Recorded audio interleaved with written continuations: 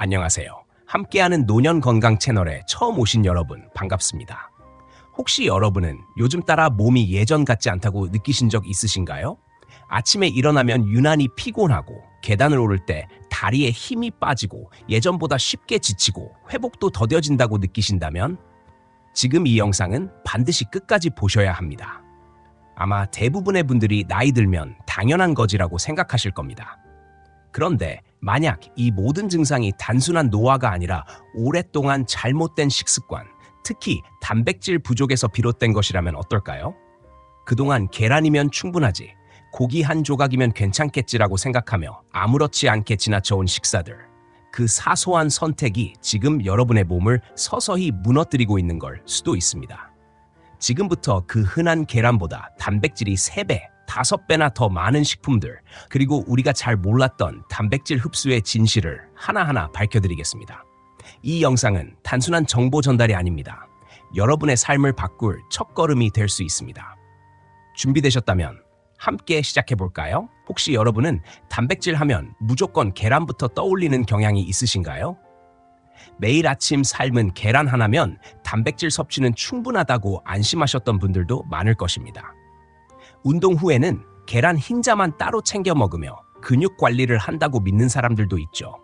그만큼 계란은 오랫동안 건강식품으로 자리 잡아왔고 마치 단백질의 왕처럼 인식되어 왔습니다. 그러나 과연 계란이 정말 단백질 측면에서 가장 우수한 식품일까요? 계란이 우리 식탁에 익숙하고 가격도 저렴하며 조리도 간편하다는 점은 분명한 장점이지만 그 안에 들어있는 단백질의 절대적인 양만 놓고 본다면 이야기는 달라집니다. 계란 한 개에는 대략 6g 내외의 단백질이 함유되어 있는데 이 수치는 결코 높은 편이 아니며 실제로는 계란보다 단백질 함량이 2~3배, 많게는 4~5배 이상 높은 식품들이 우리 주변에 상당히 많습니다. 문제는 이러한 식품들이 충분히 존재함에도 불구하고 대부분의 사람들이 그 존재를 잘 모르고 있다는 것입니다. 특히 고령층일수록 계란에 대한 지나친 의존도가 높아 단백질 섭취의 다양성과 균형을 놓치기 쉽습니다. 따라서 우리는 지금까지 너무 당연하게 여겨왔던 계란 우 단백질이라는 등식을 다시 한번 의심해 볼 필요가 있습니다. 단백질의 세계는 생각보다 훨씬 더 넓고 깊으며 진정으로 건강을 위해 필요한 것은 익숙함이나 편리함이 아니라 영양학적 사실에 기반한 올바른 선택입니다. 많은 사람들이 나이가 들면서 자연스럽게 체력이 떨어지고 근육이 줄어드는 것을 단순한 노화 현상으로 받아들이지만 실제로는 그렇지 않습니다. 60세 이후에 근육량이 급격히 감소하고 무릎 통증이나 허리 통증, 피로감이 심해지는 주된 원인은 오랜 시간 잘못된 단백질 섭취 습관에 있습니다. 단백질은 단순히 근육을 키우는 데에만 필요한 영양소가 아니라 우리 몸의 면역 기능, 세포 회복, 호르몬 생성 등 생존에 필수적인 거의 모든 대사작용에 깊이 관여합니다. 그런데 많은 고령자들은 하루 3끼를 제대로 챙기지 못하거나 식사 자체가 탄수화물 위주로 편향되어 있어 단백질이 절대적으로 부족한 상태에 놓여 있습니다. 이러한 결핍은 겉으로 드러나지 않는 상태로 오랫동안 지속되다가 어느 순간 심각한 신체적 후유증으로 나타나며 근육 손실은 그 중에서도 가장 빠르게 진행되는 변화 중 하나입니다. 근육이 줄어들면 체력 저하는 물론 낙상 위험까지 증가하고 회복력도 현저히 떨어지게 됩니다. 게다가 단백질이 부족할 경우 염증 수치가 올라가고 감염에 대한 저항력도 약해져 건강 전반에 걸쳐 악영향을 미치게 됩니다. 결국 단백질을 충분히 그리고 꾸준히 섭취하는 것은 단순한 영양 관리 차원을 넘어서 삶의 질과 생존 자체를 좌우하는 핵심적인 요소라고 할 수 있습니다.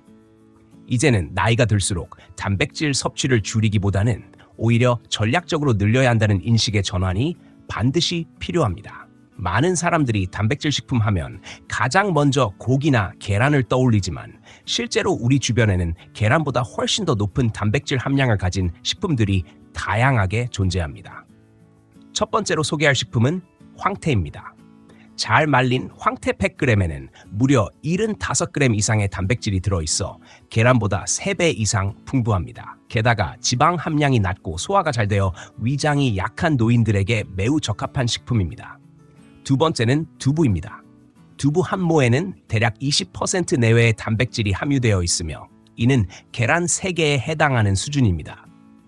부드럽고 소화가 쉬워 식사 대용으로도 자주 활용될 수 있습니다. 세 번째는 병아리콩입니다. 삶은 병아리콩 100g에는 약 15g 정도의 단백질이 포함되어 있으며 식이섬유도 풍부해 장 건강에 매우 유익합니다. 껍질이 얇고 익히기 쉬워 다양한 방식으로 조리할 수 있는 것도 장점입니다. 네 번째는 들깨입니다. 들깨는 단백질 함량이 20% 이상이며 동시에 오메가3 지방산이 풍부하여 뇌 건강과 염증 억제에도 효과적입니다.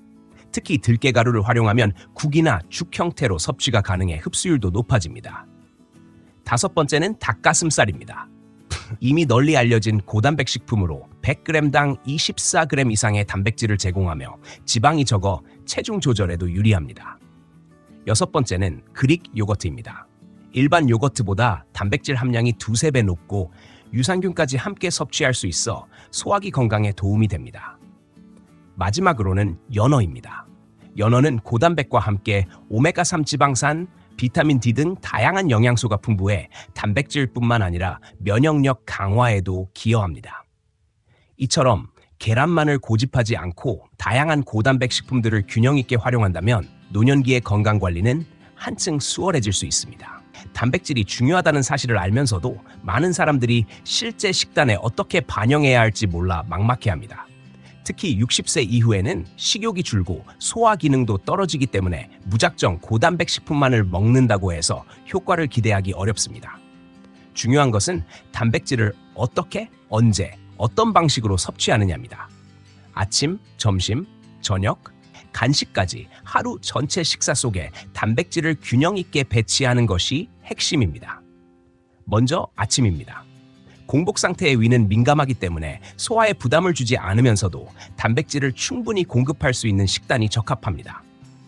예를 들어 들깨 가루를 듬뿍 넣은 미역국 한 그릇에 보리밥 반 공기, 반찬으로는 두부조림과 삶은 병아리콩을 곁들이는 조합이 이상적입니다. 시간이 부족하거나 입맛이 없을 경우에는 그릭 요거트 한 컵에 견과류 한 스푼, 삶은 계란 한 개만으로도 충분한 단백질과 지방, 유산균을 섭취할 수 있습니다. 점심은 하루 중 가장 많은 에너지가 필요한 시기이므로 단백질과 복합 탄수화물, 섬유질을 모두 갖춘 식사가 필요합니다. 닭가슴살 채소볶음과 현미밥, 된장국, 그리고 후식으로 두유 한 잔을 더하는 식단은 근육 유지에 필요한 필수 아미노산과 장 건강을 위한 식이섬유를 동시에 제공해 줍니다. 저녁은 가볍게 먹되 단백질 섭취에 마무리를 하는 시간입니다. 황태 계란찜과 채소나물, 보리밥, 반 공기 정도면 부담 없이 소화가 가능하면서도 단백질 보충이 가능합니다.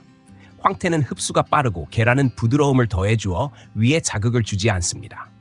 마지막으로 간식입니다. 간식은 단순히 배고픔을 달래기 위한 시간이 아니라 부족한 영양소를 보충할 수 있는 전략적인 기회입니다. 오후 간식으로는 구운 두부나 삶은 병아리콩 혹은 그릭 요거트를 견과류와 함께 먹는 방식이 좋습니다. 아침과 점심 사이에는 들깨가루를 넣은 따뜻한 선식 한 컵을 마시는 것도 훌륭한 선택입니다. 이처럼 하루 4번의 식사를 통해 각 시간대에 맞는 고단백 식품을 적절히 배치한다면 단백질 보충제를 따로 복용하지 않아도 충분한 섭취가 가능하며 신체 흡수율도 자연스럽게 높아집니다. 많은 사람들이 단백질을 충분히 먹고 있다고 생각하지만 실제로 60세 이상이 되면 같은 양을 섭취해도 젊었을 때만큼의 효과를 보기 어렵습니다. 그 이유는 단순히 나이 때문이 아니라 신체 내부에서 단백질을 소화하고 흡수하는 능력이 점차 떨어지기 때문입니다. 첫 번째 이유는 위산 분비의 감소입니다. 나이가 들수록 위의 산도는 낮아지고 단백질을 처음 분해하는 데 중요한 역할을 하는 위산과 소화효소의 분비량이 줄어듭니다. 이로 인해 고기나 생선 같은 동물성 단백질은 물론이고 두부나 콩류 같은 식물성 단백질도 효과적으로 분해되지 못하고 체내 흡수가 제한됩니다. 두 번째 이유는 근육 내 단백질 합성률의 저하입니다. 같은 양의 단백질을 섭취하더라도 근육으로 전환되는 비율이 젊을 때보다 훨씬 낮아지는 것입니다. 그래서 노년기에는 오히려 더 많은 양의 단백질을 꾸준히 여러 번 나누어 섭취해야 근육을 유지할 수 있습니다. 세 번째는 음식 섭취 패턴의 변화입니다. 많은 어르신들이 식욕이 줄어들고 치아나 소화 기능 문제로 하루에 2끼만 드시거나 간단한 국수, 밥, 김치류에 의존한 식사를 반복하는 경우가 많습니다. 실제로 필자가 만난 한 70대 여성은 아침에는 식빵 한 조각, 점심엔 잔치국수, 저녁엔 김치찌개에 밥 한 공기라는 식사를 반복하며 생활하고 있었습니다.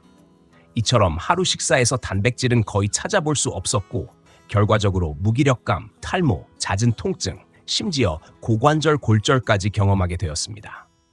병원에서 받은 진단은 단백질 영양 결핍이었고 이 사례는 고령자들에게 단백질 섭취와 흡수가 얼마나 중요한지를 명확하게 보여줍니다.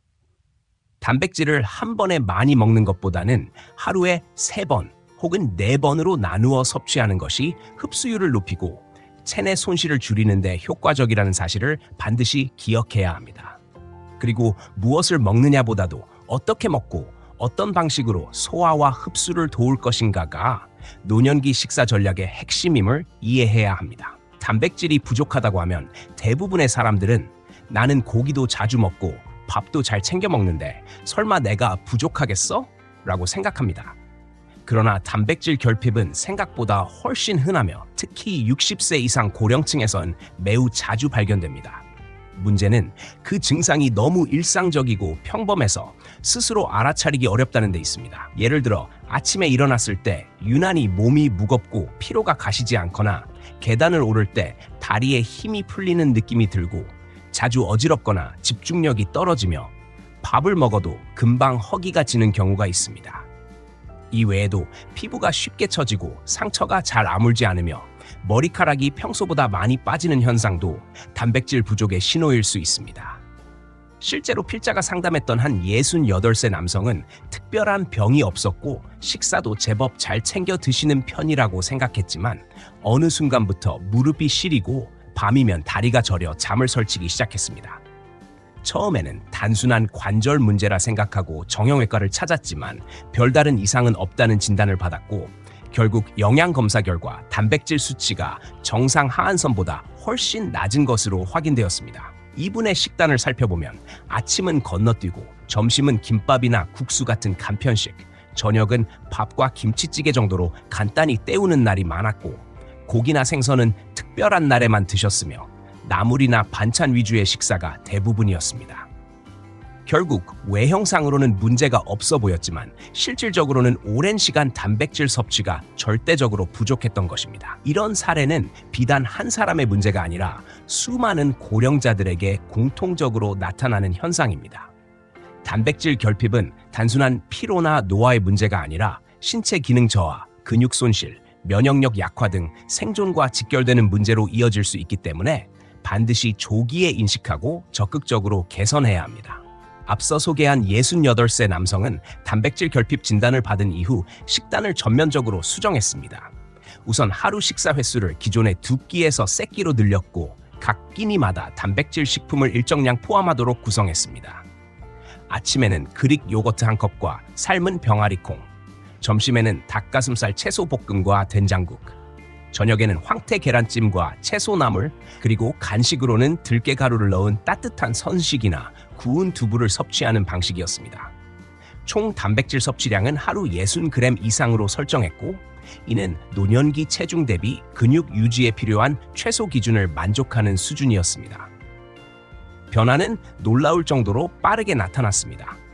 불과 2주일이 지나기도 전에 밤에 다리 저림이 현저히 줄었고 아침에 일어날 때의 무거운 느낌도 사라졌으며 낮 동안의 피로도 덜 느껴졌다고 본인이 직접 보고했습니다. 또한 식사에 대한 의욕이 높아지고 잠자리에서 뒤척이는 횟수도 줄어들었습니다. 이러한 긍정적인 변화는 단백질이 단순한 에너지원이 아니라 신체 기능 회복과 유지에 얼마나 강력한 영향을 미치는지를 보여주는 대표적인 사례입니다. 많은 사람들이 단백질을 보충제로만 해결하려 하지만 실제로는 꾸준한 식사 조정과 영양소의 자연스러운 섭취가 훨씬 더 효과적이며 안전합니다. 특히 고령자는 위장 기능이 예민하므로 흡수가 잘 되는 식품 형태로 나누어 섭취하는 것이 무엇보다 중요합니다. 단백질 결핍은 초기에는 단순한 불편함으로 시작되지만 시간이 지날수록 근육량 감소, 낙상 위험 증가, 면역력 저하, 회복력 저하 등으로 이어져 삶의 질을 급격하게 떨어뜨릴 수 있습니다. 따라서 단백질은 더 이상 선택의 문제가 아니라 생존을 위한 필수 전략이며 그 중요성은 나이가 들수록 더욱 커집니다. 꾸준한 식단 개선과 실천만이 건강한 노후를 만드는 첫걸음임을 우리는 잊지 말아야 합니다. 단백질을 많이 먹는다고 해서 반드시 몸에 잘 흡수되는 것은 아닙니다. 특히 60세 이상 고령자에게는 흡수율을 높이기 위한 식사 전략이 필수적입니다. 단백질의 섭취와 함께 반드시 고려해야 할 것이 바로 다른 영양소들과의 조합입니다. 첫 번째로 중요한 것은 비타민 B군, 특히 비타민 B6과 B2입니다. 이 비타민들은 단백질이 아미노산으로 분해되고 체내에 흡수될 수 있도록 돕는 핵심적인 역할을 합니다. 예를 들어 두부나 닭가슴살 같은 단백질 식품을 섭취할 때 시금치, 브로콜리, 달걀 노른자처럼 비타민 B군이 풍부한 식품을 곁들이면 흡수 효율이 훨씬 향상됩니다. 두 번째는 건강한 지방입니다. 많은 사람들이 지방을 피해야 할 요소로 여기지만 사실 불포화 지방산이 풍부한 들기름이나 참기름은 단백질 흡수와 근육 합성에 있어 매우 중요한 보조 역할을 합니다. 특히 장내 환경을 개선해 소화를 도우며 항염 작용까지 기대할 수 있습니다. 따라서 나물 부침에 들기름을 살짝 더하거나 두부 반찬에 참기름을 뿌리는 방식은 단백질 섭취 효과를 극대화하는 좋은 예입니다. 세 번째는 발효식품입니다. 김치, 된장, 청국장 등은 유익균을 공급하고 장 건강을 지켜주는 동시에 소화 효소의 작용을 촉진해 단백질의 분해와 흡수를 원활하게 만들어줍니다. 예를 들어 아침 식사에 된장국이나 청국장찌개를 함께 곁들이면 단백질과 함께 소화 환경도 동시에 개선할 수 있습니다. 마지막으로 많은 사람들이 간과하는 사실 하나는 단백질을 한 끼에 몰아서 먹는 것보다 하루에 여러 번으로 나누어 섭취하는 것이 훨씬 효율적이라는 점입니다. 아침에는 계란 1개, 점심에는 두부 반모, 저녁에는 닭가슴살 100g 등 각 끼니마다 균형 있게 분산시켜 섭취하는 것이 근육 유지와 에너지 공급에 가장 효과적입니다. 우리 몸은 단백질을 저장할 수 없기 때문에 한 번에 과도한 양을 섭취하면 남는 부분은 흡수되지 않고 배출되기 때문입니다. 단백질은 많이 먹는 것보다 언제, 어떻게, 무엇과 함께 먹느냐가 훨씬 더 중요한 영양 전략이며 이러한 원칙을 일상 식단에 적용할 수 있어야 진정한 건강 관리를 실현할 수 있습니다. 우리는 오랜 시간 동안 단백질에 대해 계란이면 충분하지, 한 끼에 고기만 먹으면 괜찮겠지 라는 식의 단순하고 익숙한 생각에 머물러 있었습니다. 그러나 앞서 살펴본 이야기들처럼 단백질은 단순히 얼마나 먹느냐보다 어떻게 먹고 얼마나 잘 흡수되느냐가 훨씬 더 중요합니다. 나이가 들수록 체내 근육은 빠르게 감소하고 면역력은 떨어지며 상처가 잘 낫지 않거나 무릎과 허리 같은 관절 부위에 이유 없는 통증이 생기기 시작합니다. 많은 사람들이 이러한 변화를 단순한 노화 현상으로 받아들이지만 실상은 오랜 시간 동안 단백질을 충분히 섭취하지 않았거나 잘못된 방식으로 섭취해온 결과일 가능성이 매우 높습니다. 이제는 식사를 단순히 배를 채우기 위한 수단으로만 보아서는 안 됩니다. 하루 3끼 식단은 내 몸의 면역력을 유지하고 근육을 지탱하는 중요한 건강 투자이며 장기적인 삶의 질을 결정짓는 핵심적인 요소입니다. 들깨 1스푼, 두부 반모, 병아리콩 1줌, 황태포 1줄, 그릭 요거트 1컵, 이처럼 단순하고 소박한 선택들이 꾸준히 쌓이면 근육을 만들고 체력을 유지하는 데 있어 상상 이상의 효과를 발휘하게 됩니다. 중요한 것은 극단적인 다이어트나 보충제에 의존하는 것이 아니라 매일의 식사 속에서 실천 가능한 수준으로 단백질과 보조 영양소들을 조화롭게 구성하는 것입니다. 또한 단백질을 먹을 때 함께 섭취하는 지방, 비타민, 발효식품 같은 요소들이 흡수율을 결정짓는 만큼 식재료 간의 조화 역시 놓쳐서는 안 될 부분입니다.